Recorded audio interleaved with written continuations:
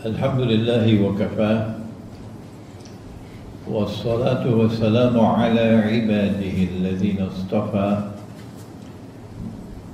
خصوصا على أفضلهم وخاتم النبيين محمد الأمين وعلى آله وصحبه أجمعين وبعد.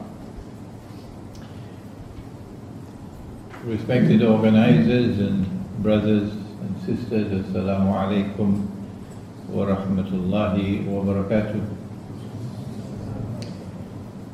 Our subject tonight is entitled The Muslim Youth in a Glamorous World.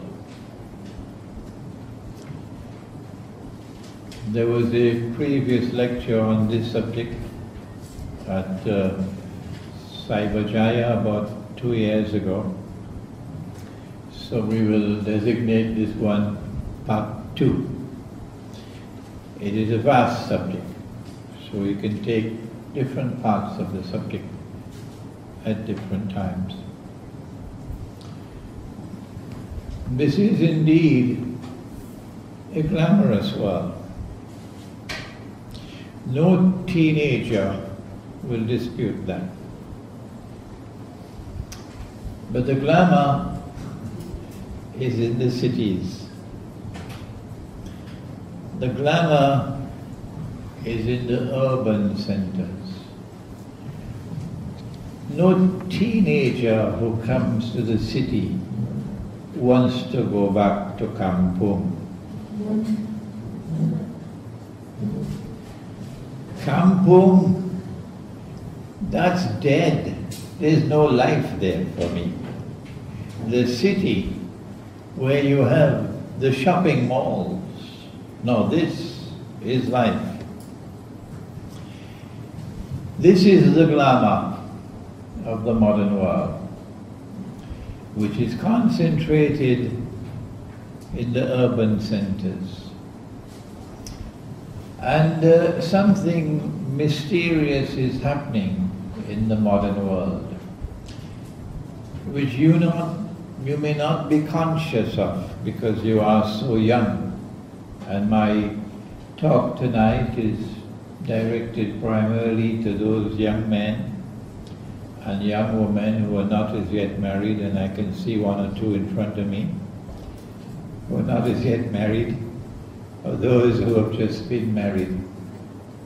I'm talking to you tonight. Something mysterious is happening in the world these last 100 years.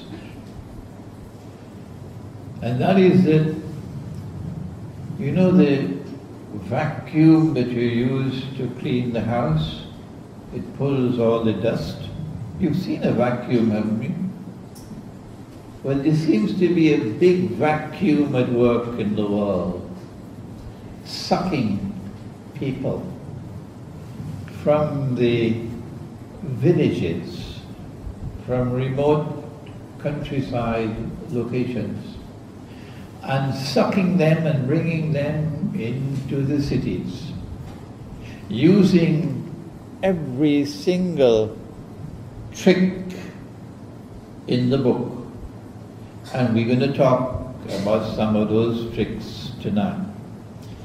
Cleverly designed strategies. And as a consequence, today for the first time in human history, we have mega cities, 10 million people, 20 million people, mega cities for the first time in human history. And it is a perfectly legitimate question that you should pose to your scholar of Islam, your Sheikh, your Ustad, your Mufti, your Maulana. Ask him, what is it that explains this? You've been lecturing to me so much about wudu and salat and the fiqh. And thank you for those lectures, sir. You've been lecturing so much about akhlaq and good manners, and thank you for those lectures. They are important to me. But I'm asking you, O scholar of Islam, I'm asking you, what is it that explains this mysterious vacuum at work, sucking people out of the countryside, out of Kampung, and concentrating them in the cities to such an extent, for the first time in human history, we now have mega cities.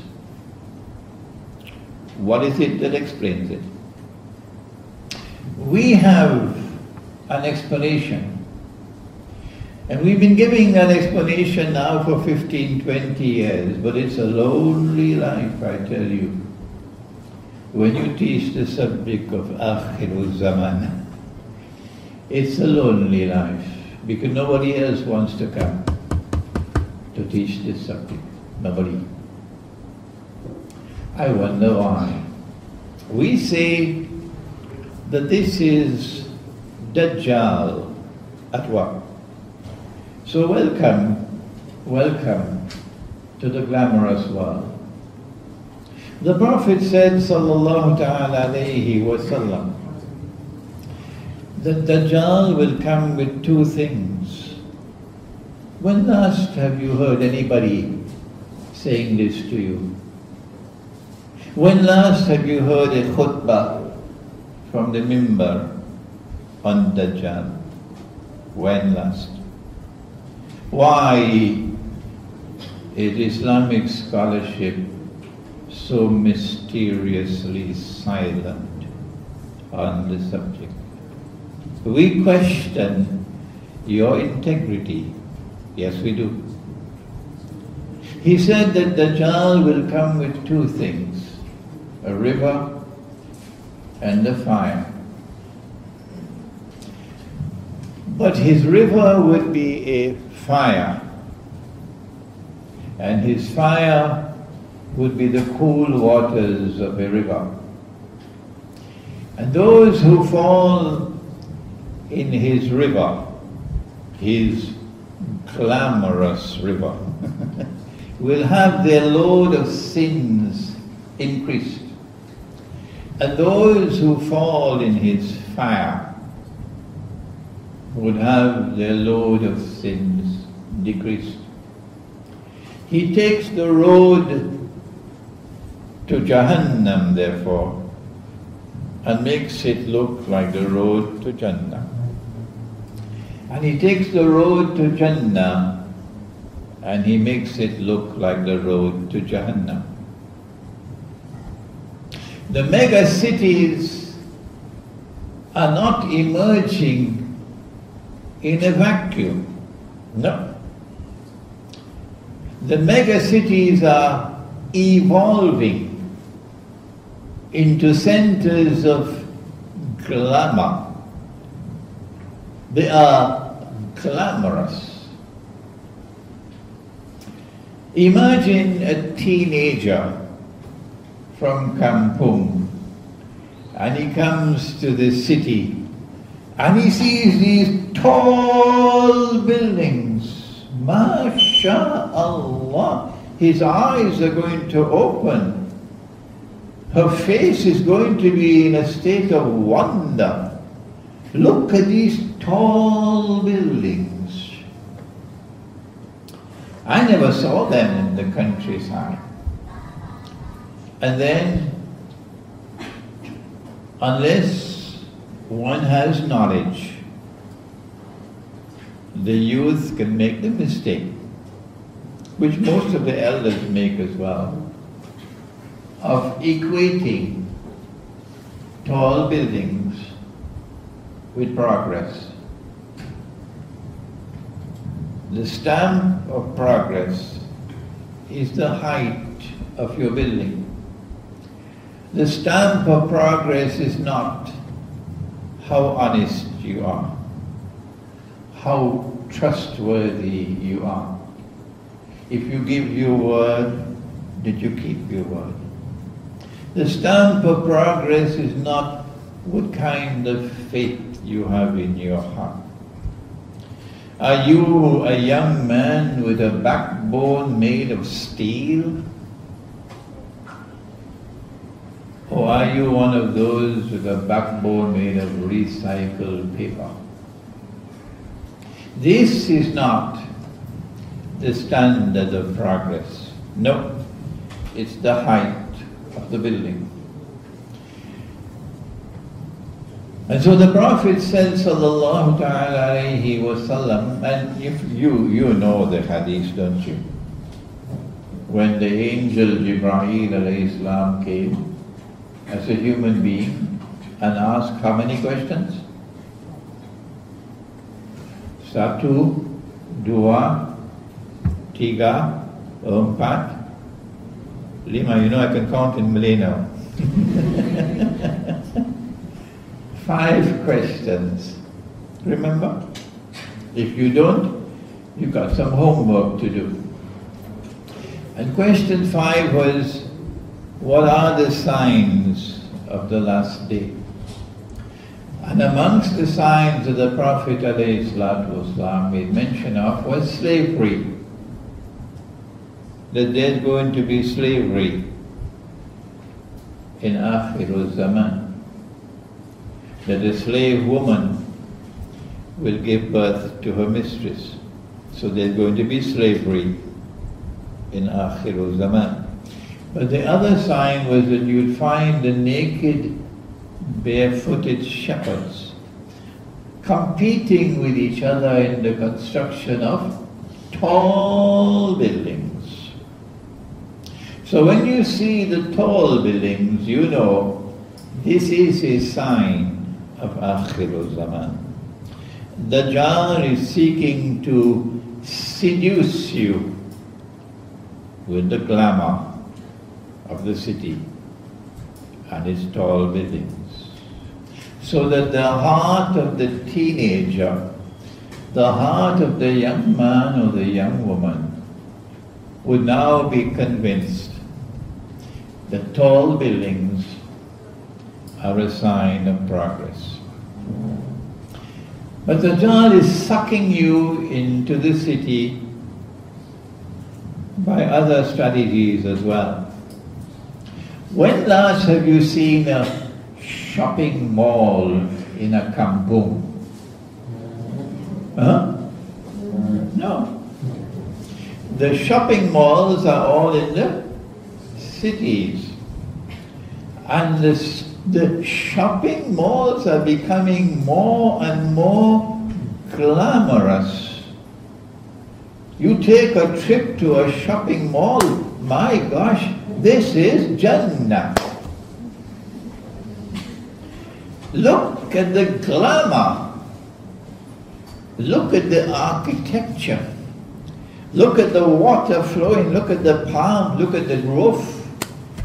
Look at the escalators. Look at all the shops. MashaAllah. I never saw anything like this back there in Kampung.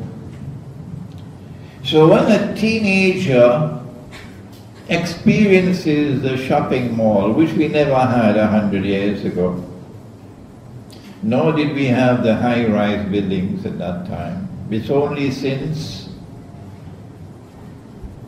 what? That all of this is happening. Since the countdown began. The last countdown of Akhirul Zaman. It began when? The world of Islamic scholarship is mysteriously silent. Oh yes, they are mysteriously silent. The last countdown of Akhirul Zaman began when the body of Fir'aun was discovered in the year 1898.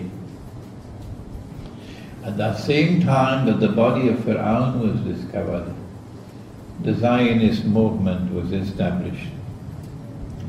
And Dajjal is now on his last lap in order to fulfill his mission of impersonating the true Messiah and ruling the world from Jerusalem and declaring, I am the true Messiah. So then you saw the skyscrapers of Manhattan, and then you saw the shopping malls. When we were children, we never saw a shopping mall. Never. It came afterwards. It's a glamorous world.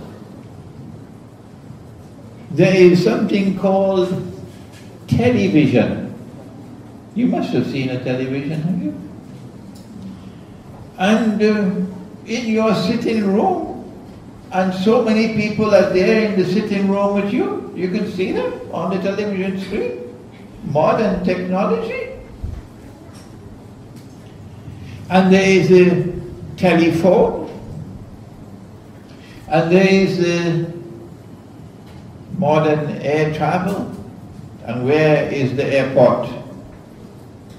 You have to leave Kampung and come to the city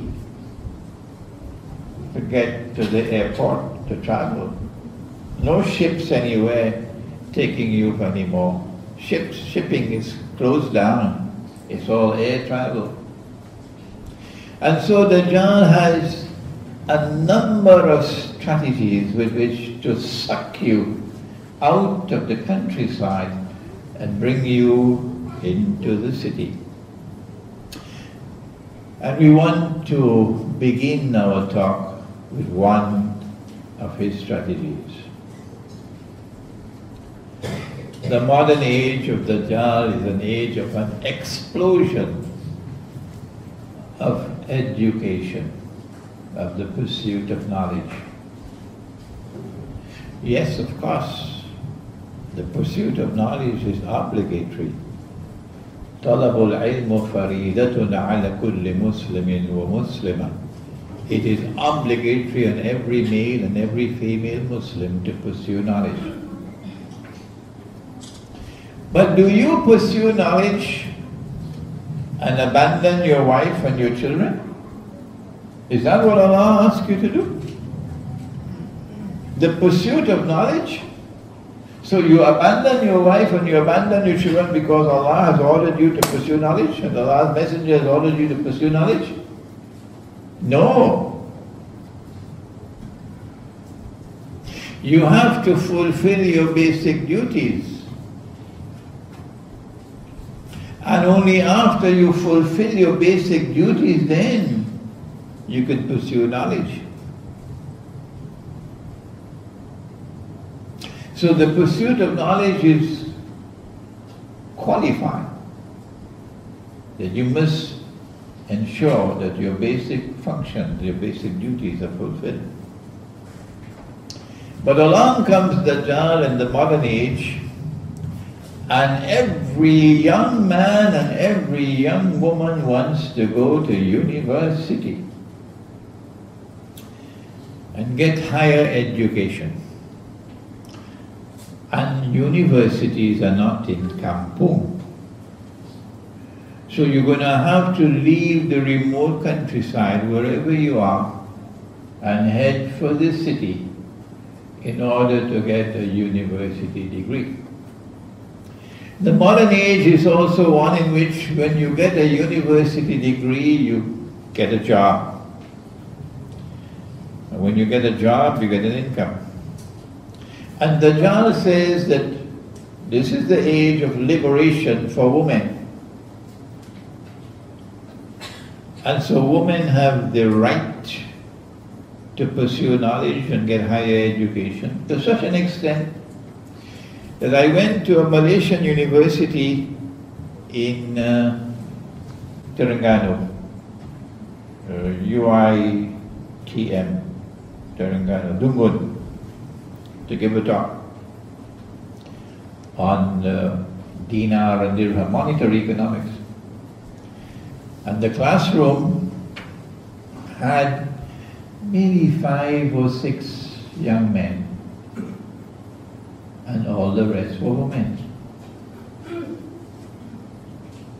it was almost 90% young girls in the classroom and less than 10% young men. This is what I experienced myself. And so Dajjal says that women also have the right to pursue knowledge and go to university and get a job, get a degree and then you get a job. If you don't have a university degree, if you don't have a degree from a technical institution, you're not qualified for a job. You're going to have to work in low-paying jobs and live on a subsistence salary. You'll never be able to buy a motor, even the small Kereta. Kanchin. No, you and your wife and your 3 or 4 babies will have to be on the motorcycle.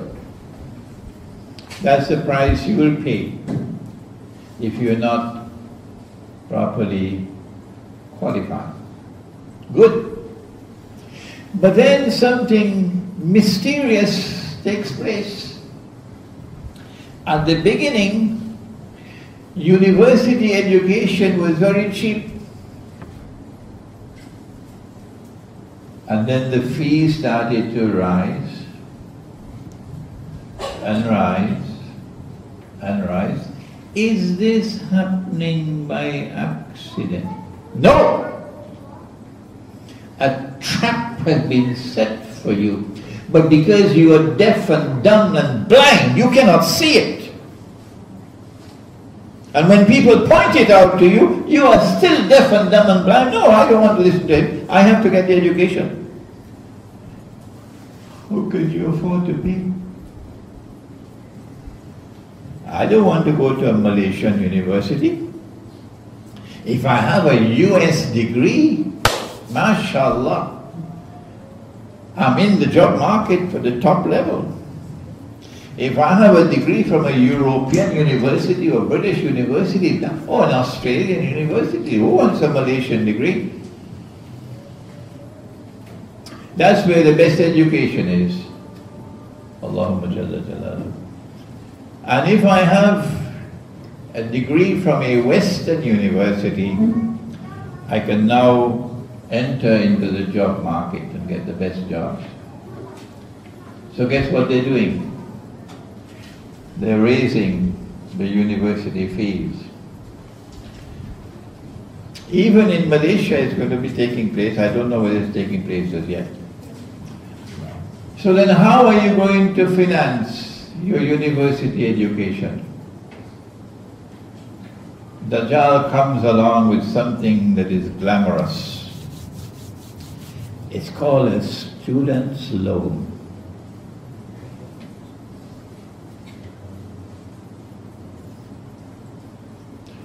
And it is repayable with an only small rate of interest. And you're going to get fatwa upon fatwa upon fatwa that is halal. Yes. And so Dajjal sucks you in. Because what else can I do, Sheikh? I have to go to university. Don't you understand? I have to get an education, I have to get a degree, Sheikh. Don't you understand? Everybody else is doing it. If I do not have a degree, I cannot get a job. Don't you understand? Oh yes, I do.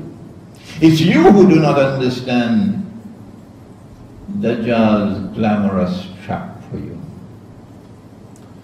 You do not care that the Prophet sallallahu ta'ala alayhi wa sallam cursed.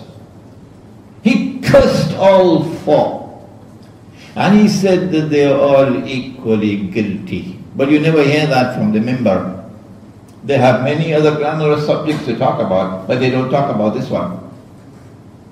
He said the one who takes riba, the one who gives riba, the one who records the transaction, and the two witnesses, and they're all equally guilty. They would not talk on this subject because they would lose their popularity. There are people who measure success on popularity, and if you want to be popular, don't touch the subject of riba. Government of Pakistan, excuse me, the Islamic Republic of Pakistan has now come forward with a glamorous offer to the young men and women of Pakistan of student loans. Student loans with only a moderate rate of interest. Nabi Muhammad ﷺ said whether the rate of interest is small or whether it is great, the result is the same. Poverty, destitution, slavery. If you do not know the subject, then why don't you remain silent and seek knowledge from those who can teach you if you do not know the subject of riba? Shazli had a promise to fulfill. Where's Shazli? Outside. Yeah, to organize a seminar for me on riba where I can teach the subject for the whole day. So now, I'm not speaking to you here alone in this gathering. I'm speaking to all those who send their sons and daughters to Britain and to the United States and to France and to Germany and to Australia, and who cannot afford to pay university fees now because the British government is constantly raising the student fees, and who are now sucked into student loans based on riba.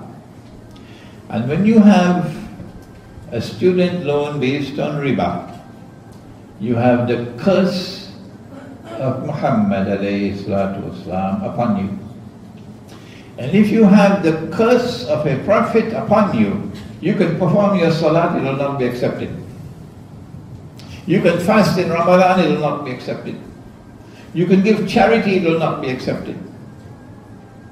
No matter what you do, it will not be accepted by Allah if you have the curse of a prophet upon you. This is part of the warning that we have to give to our young people, warning them of the dangers of the glamorous world. It's not just education and paying for your education with a student loan. It is that after you get married, you want a house. Who doesn't want a house? You want a car. And so the bank comes knocking at your door. The bank is making sajda in front of you, begging you to sign, to take a loan, to buy a house. Who wants to live in Kampung? No, a house in Damansara Heights. Who wants a little Kanchil? No, it has to be a nice Honda. And so you take a bank loan now to buy a house and to buy a car. People are even taking bank loans now to perform Hajj. Do you know that?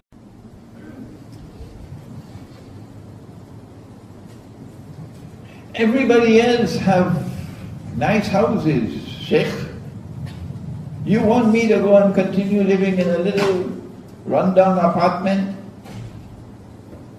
The choice is yours. It's a glamorous world out there. But inside of the glamour, there is poison. Poison. It is riba at work in the financing of education. It is riba at work in housing and in buying motor cars things. And if you end Surah Al-Kahf of the Quran answers you. In Akhirul Zaman, this is the road for survival. Allah says, بعد أعوذ بالله من الشيطان الرجيم واصبر. Can you help me? واصبر نفسك مع الذين يدعون ربهم بالغداة والعشي يريدون وجهه ولا تعد عيناك عنهم تريد زينة الحياة الدنيا ولا تطع من أغفلنا قلبه عن ذكرنا واتبع هواه وكان أمره فرطا. This is the answer. In Akhirul Zaman, you got to be careful. Who are your friends? Which company do you keep? Not any and everybody, no sir. The majority of people out there are going to be the people of Dajjal, dancing to every tune that he plays, as they're doing in Syria in their bogus Yankee jihad. This is Imran Hussein talking. The bogus Yankee jihad in Syria. This is Imran Hussein talking. Keep the company of those who call on their Lord mornings and evenings with love and sincerity in their heart, seeking Allah's face, meaning seeking Allah's pleasure, seeking qurba with Allah, seeking to please Allah. وَلَا تَعَدْ عَيْنَاكَ عَنْهُمْ, and do not let your gaze be diverted from them. تُرِيدُ زِينَةَ الْحَيَاةِ الدُّنْيَا, because you are attracted by the glamour of the world.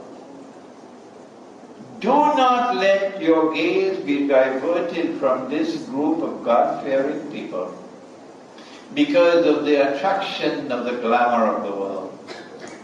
وَلَا تُطِعْ, and do not follow, do not obey, do not submit to those whose hearts we have caused to become negligent of our zikr, and as a consequence they pursue their own agenda. وَاتَّبَعَ هَوَاهُ وَكَانَ أَمْرُهُ فُرُطًا, and all their work will be in the garbage bin. That is the answer to your question. I think we've had enough questions and we're running out of time now. So if can we make a dua? ربنا تقبل منا إنك أنت السميع العليم وتب علينا يا مولانا إنك أنت التواب الرحيم. اللهم أنت السلام ومنك السلام تبارك ربنا وتعاليت يا ذا الجلال والإكرام. اللهم أرنا الحق حقا وارزقنا اتباعه وأرنا الباطل باطلا وارزقنا اجتنابه. اللهم أرنا الأشياء كما هي. اللهم إنك عفو كريم تحب العفو فاعف عنا يا كريم. اللهم إنا نعوذ بك من عذاب القبر ومن عذاب النار ونعوذ بك من فتنة المحيا والممات ومن فتنة المسيح الدجال. وصلى الله تعالى على خير خلقه محمد وعلى آله وعلى أصحابه أجمعين برحمتك يا أرحم الراحمين.